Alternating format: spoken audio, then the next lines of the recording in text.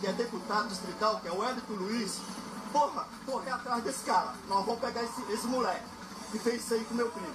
Entendeu? Agora eu peço o seguinte, governador Santana, Renato Santana, por favor, me ajuda, me ajuda, me ajuda.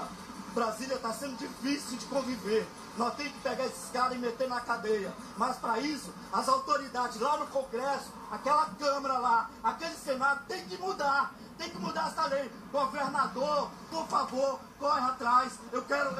Nós precisamos pegar, mostrar para a sociedade que isso aí é um de menor que matou o meu primo. Isso não pode ficar impune. Eu te peço pelo Senado, pela Câmara, vamos mudar as leis.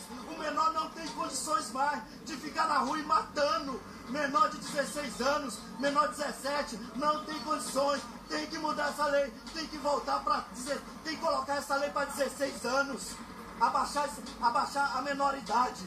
Isso não pode ficar impune. Mas nós vamos atrás, nós vamos pegar. O deputado, eu te peço, deputado Luiz, nós vamos correr atrás. Meus colegas da Polícia Civil, meus colegas da PM, da Patamo, por favor, vamos correr, vamos pegar esse cara. Isso não pode ficar assim. A morte dele não pode ficar impune. E as autoridades têm que tomar providência.